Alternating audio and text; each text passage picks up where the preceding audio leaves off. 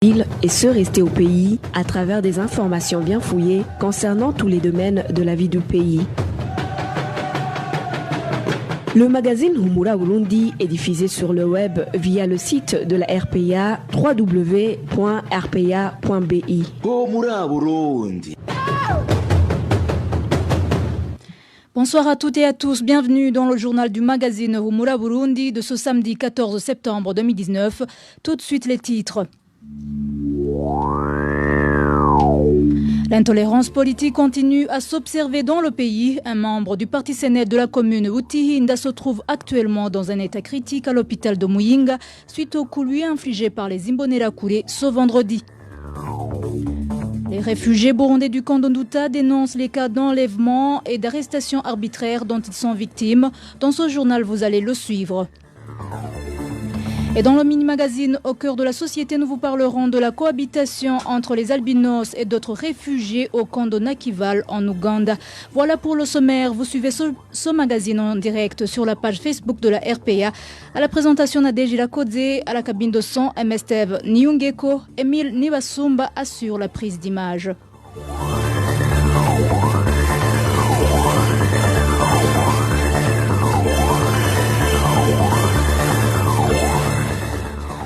Encore une fois, bienvenue. Ouvrons ce journal par la page Droits de l'homme. Un membre du parti CNL a été sérieusement tabassé ce vendredi par un groupe des jeunes Imbonerakure de la colline zone Kamaramagambo en commune Butihinda de la province Muyinga. La victime est dans un état critique à l'hôpital de Muyinga.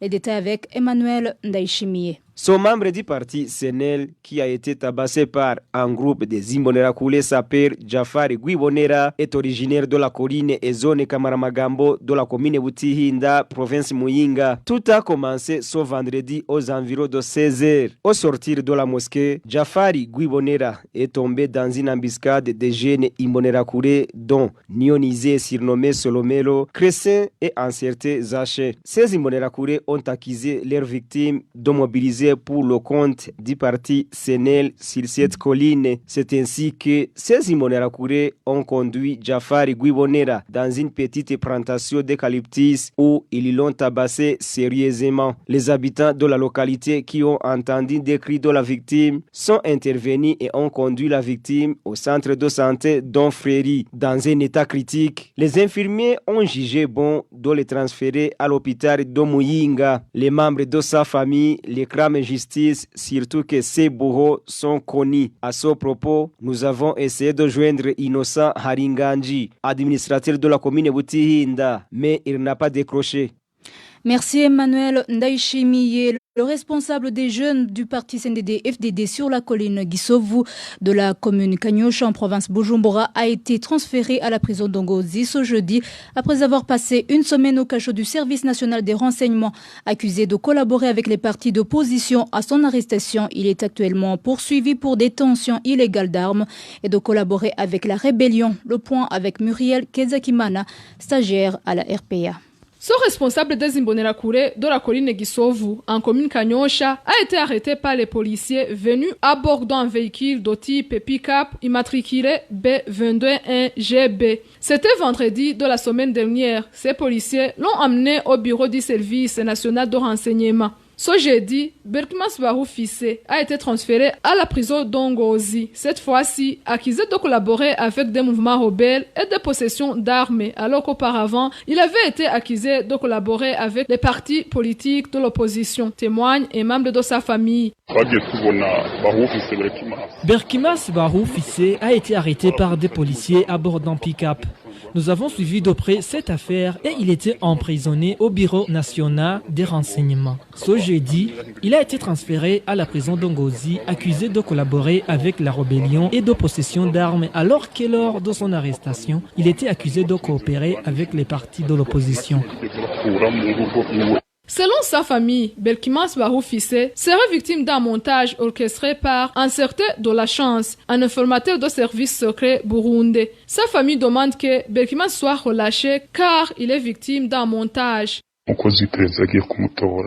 agent du service national de renseignement qui est allé le récupérer s'appelle Joe Dassin en collaboration avec un certain de la chance. Il a été appréhendé au moment où il venait de répondre à un appel téléphonique du responsable des Imbonerakure en zone Kanyoshi. Nous, membres de sa famille, exigeons qu'il soit relâché. Nous demandons aux organisations de défense des droits de l'homme de s'impliquer pour que le nôtre regagne la famille. Merci Muriel Kezakiman. En page politique, le parti CDP, un des derniers partis qui sont restés attachés à la coalition SNARED, vient de sortir un communiqué de presse où il réitère son engagement à participer aux prochaines élections. Cependant, selon son porte-parole, le parti CDP reconnaît que le pays ne connaît pas encore la stabilité au point de demander aux réfugiés de rentrer. Pour Abraham Balengayabo, le CDP s'insurge contre le projet de rapatriement forcé des réfugiés burundais se trouvant en Tanzanie. Abraham Balengayabo est porte-parole du parti CDP.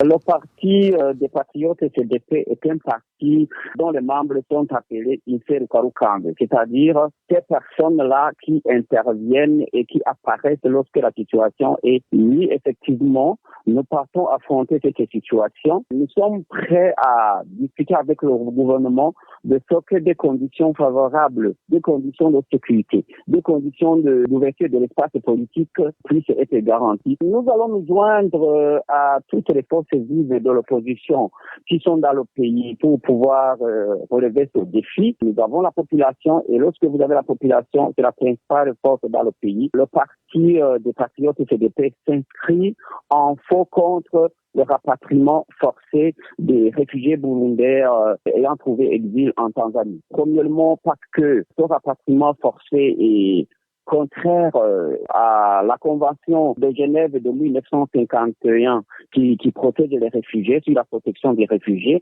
Et nous nous inscrivons en faux contre cette violation parce que d'abord la situation n'est pas de nature à être totalement apaisée pour que des réfugiés puissent massivement être rapatriés. Et nous devons aussi souligner que pour que quelqu'un rentre, pour que quelqu'un se débarrasse du statut d'exil, il le sent dans son cœur. Il n'a pas à être obligé de retourner de gré ou de force dans son pays d'origine.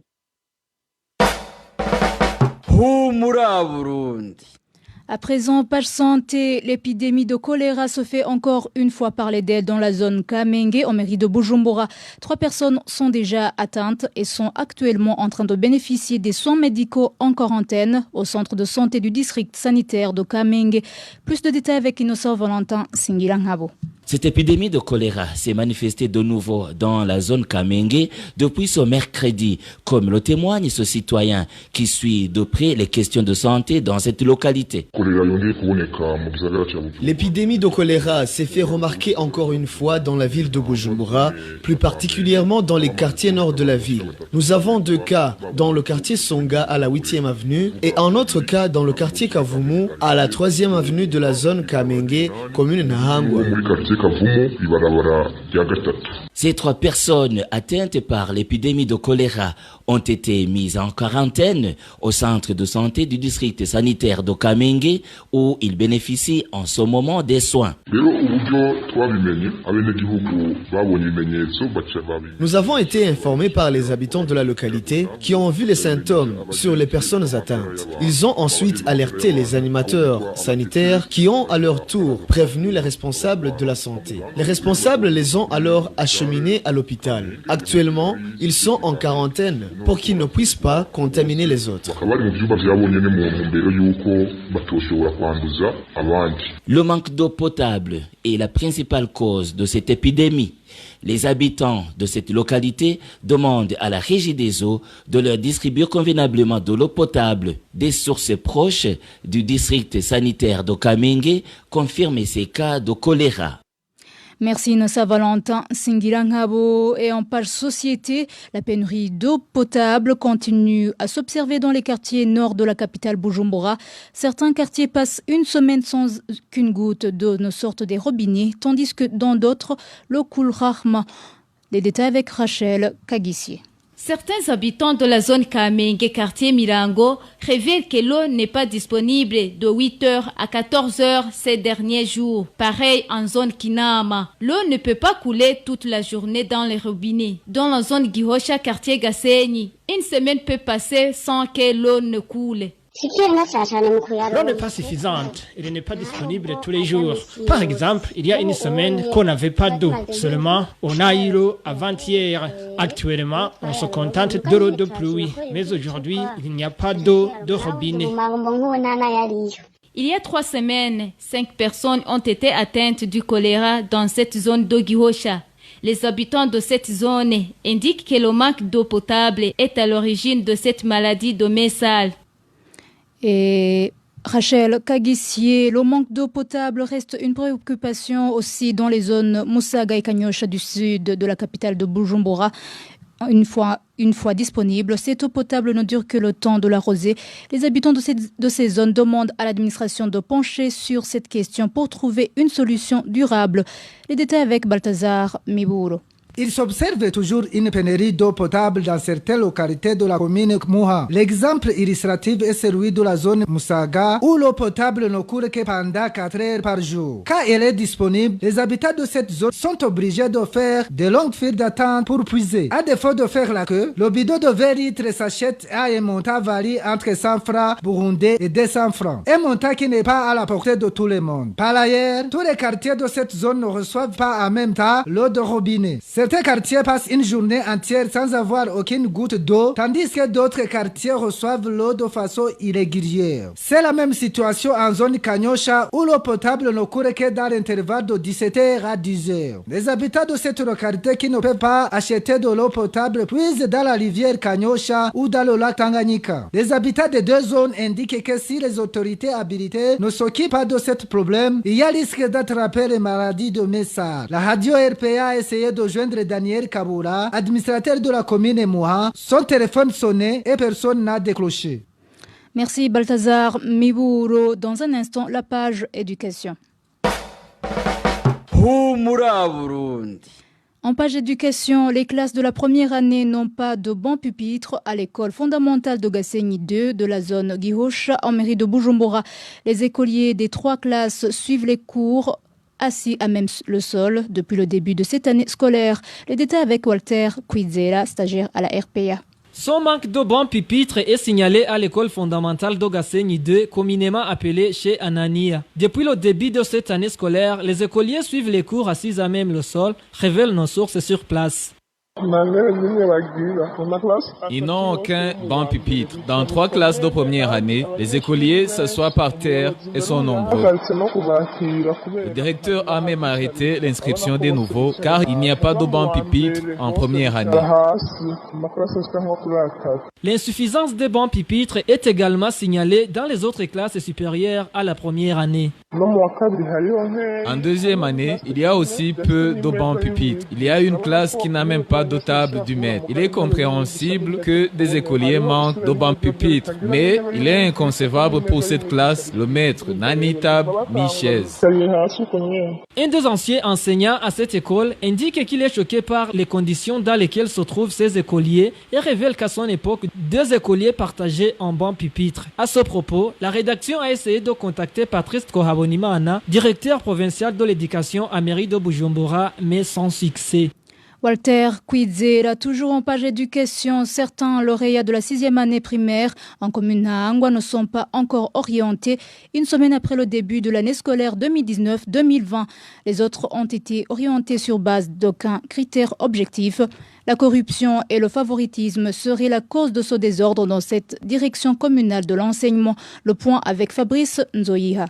Après une semaine du début de l'année scolaire, certains écoliers lauréats de la classe de 6e année n'ont pas été orientés, tandis que d'autres ont été orientés sans tenir compte de leurs notes. Certains parents ne comprennent pas comment un écolier avec 90% puisse être orienté dans une école fondamentale au lieu d'être orienté dans un lycée public. À cette inquiétude des parents, le directeur communal de l'enseignement réplique que l'orientation n'a pas tenu compte de la note obtenue en classe pour éviter la discrimination. Pour lui, il n'y a pas d'école pour les faibles et une autre pour les plus forts, excepté l'école d'excellence où on entre après un test de sélection. Cette justification n'a pas convaincu les parents qui soupçonnent plutôt la corruption et le favoritisme lors des réclamations. Ces irrégularités dans l'orientation s'observent également dans les classes de la 9e année fondamentale. Celles qui ont obtenu une note de 100 et plus ont été orientés dans des lycées, tandis que ceux qui ont obtenu la note inférieure attendent toujours leur orientation. À ce propos, on a essayé de joindre Patrice Kohabonimana, directeur provincial de l'enseignement en mairie de Bujumbura, mais en vain. Fabrice Nzoïha, stagiaire à la RPA de la page éducation, passons à la page environnement.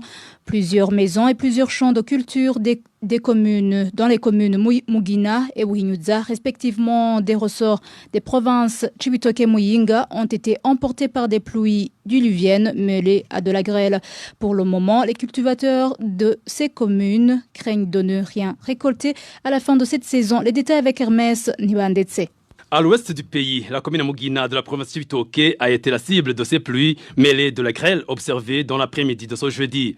Un nombre important de maisons a été démoli. Beaucoup de champs de diverses cultures ont également été endommagés, comme le signale une des victimes de ces pluies. Les poteaux électriques ont été détruits et pas mal de maisons détruites. Des champs de manioc et de bananiers ont été sérieusement endommagés. Les toitures de salles de classe ont été emportées par ces pluies. Les gens dorment à la belle étoile. Donc, nous sommes dans une situation très déplorable. Il en est de même qu'au nord du pays et plus précisément en commune de Buhinyuza, province de Muyinga. Plus de 20 maisons détruites étaient enregistrées ce jeudi et pas mal de hectares de champs, de manioc, de bananiers, de patates douces et d'autres cultures des marais ont été également endommagées. La population des provinces de Cibitoke et de Muyinga, touchées par ces catastrophes naturelles, demande aux autorités compétentes de l'intercéder auprès de toute âme charitable pour leur venir au secours. Que les autorités viennent pour faire le constat afin de nous secourir comme ils le font dans d'autres provinces, car c'est vraiment la toute première fois que de telles pluies s'observent ici. En province Cibitoke, les collines les plus touchées sont Mugina et Butaramuka, toute la commune Mugina. Et en province de Muyinga, les collines les plus affectées sont Muramba, Bunywana, Nyarunazi et Nobge de la commune Buhinyuza. Merci Hermès Nibandetse. En page réfugiés, peur panique au sein des Burundais qui sont réfugiés en Tanzanie. Ces derniers dénoncent les cas d'enlèvement et d'arrestation arbitraire dont ils sont victimes. Le cas le plus récent est celui d'un réfugié qui a été arrêté ce vendredi au camp d'Onduta par des policiers devant le bureau du HCR alors qu'il répondait à une campagne de recensement des réfugiés. Le point avec Onésime de Shimagidze. La victime de cette arrestation arbitraire au camp d'Onduta s'appelle Fulgence Kagoroba, de la zone 8, village 19, au numéro 16. Il a été arrêté à 13h par des policiers tanzaniens, accompagnés par des agents de sécurité communément appelés Sungusungu, comme l'indique l'un des réfugiés qui était sur place. Nous étions dans la zone 15 au bureau des Nations Unies pour se faire enregistrer de nouveau. Il était 13h quand la police a procédé à l'arrestation de Fulgence Kagoroba. Nous avons d'abord vu venir le commandant des Sungusungu de la zone 8. Deux policiers se sont ensuite approchés de Fulgence pour l'arrêter. Ils l'ont juste enlevé devant un agent du HCR qui faisait le travail d'enregistrement des réfugiés. On n'a pas pu entendre les discussions parce qu'on était un peu éloigné. Ils l'ont emmené vers une destination jusqu'ici inconnue. Ces réfugiés indiquent qu'ils ne comprennent pas comment une personne arrêtée en pleine journée par des policiers et des Sungusungu bien connus peut être portée disparue. C'est pourquoi nous avons peur, car il a été arrêté vers 13h par deux policiers en collaboration avec le responsable des Sungusungu de la zone 8. On a demandé à la police de nous montrer où est le nôtre et elle nous a répondu qu'elle n'a aucune nouvelle de lui. On l'a cherché partout, mais sans succès. C'est pour cela que nous demandons aux autorités habilitées de suivre de près cette situation pour que nous sachions où il est incarcéré et le mobile de son arrestation.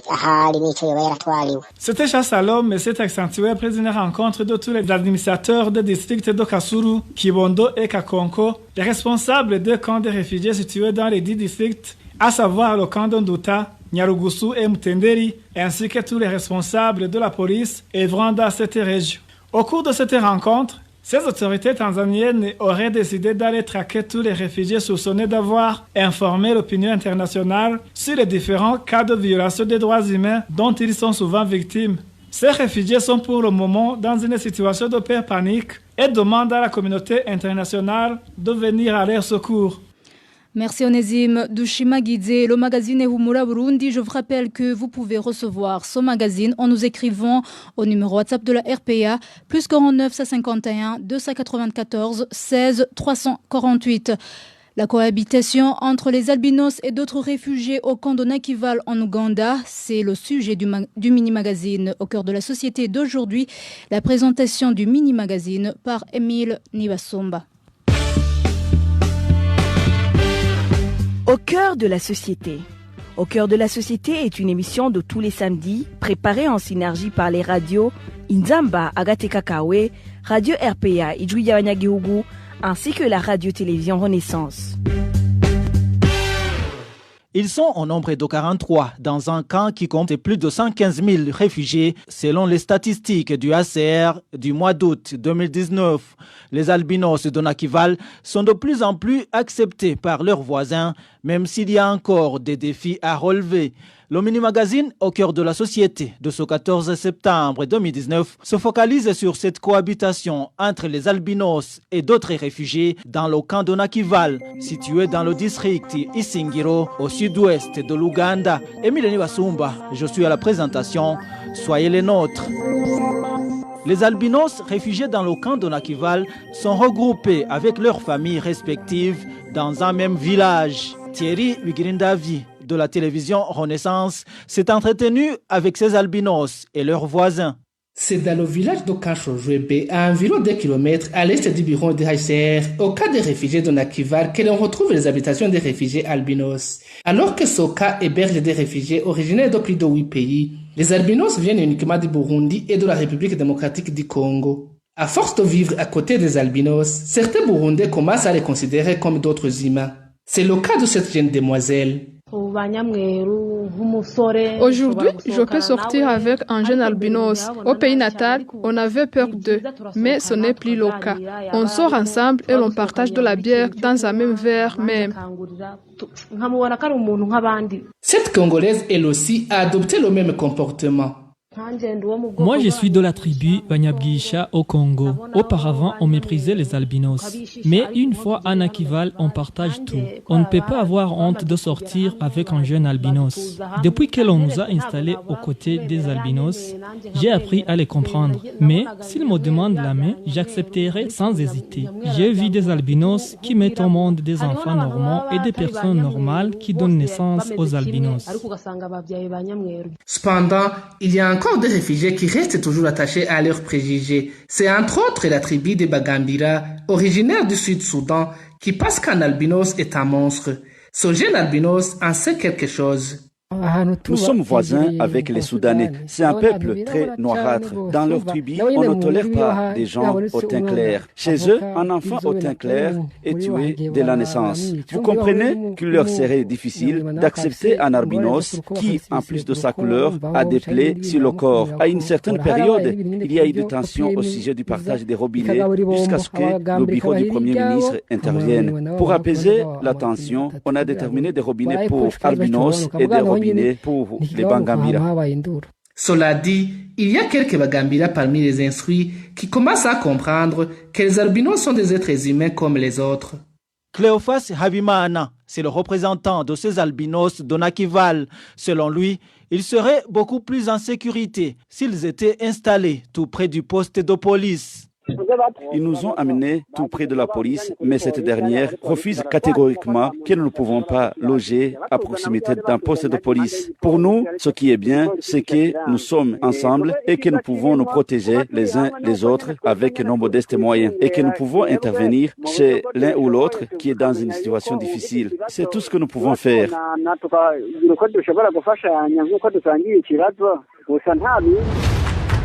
Au cœur de la société. Qu'en dit l'expert?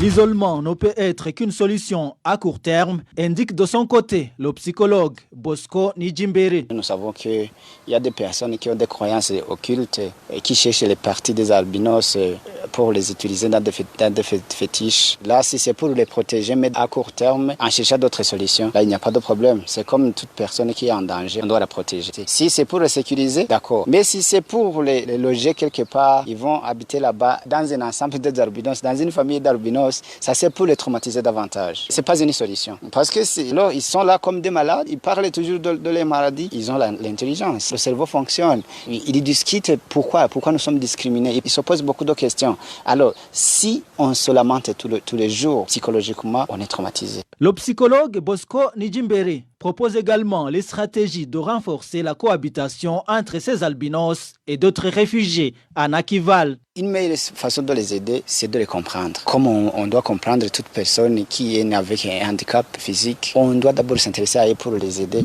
parce qu'ils sont vulnérables, mais ils sont capables, peuvent étudier, peuvent travailler. Si un enfant albinos est né dans une famille, il faut le prendre comme d'autres enfants, il faut l'instruire, il faut l'aider à grandir comme les autres parce que lui aussi, il peut être une richesse ou bien une personne ressource dans la famille. Parmi les 43 albinos réfugiés dans le camp de Nakival en Ouganda, 33 sont des Burundais et 10 sont de nationalité congolaise. Et c'est par ici que prend fin le mini-magazine Au cœur de la société qui était consacré à la cohabitation entre ces albinos et le reste des réfugiés dans ce camp. À la présentation, c'était Émile Niwasumba. Au revoir. C'était l'émission Au cœur de la société.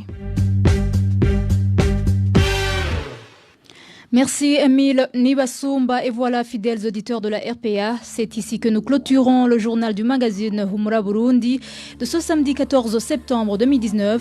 Merci de nous avoir suivis, merci à toute l'équipe rédactionnelle, merci également à l'équipe technique. À la présentation vous étiez avec Nadège Irakodze, excellent week-end à tous.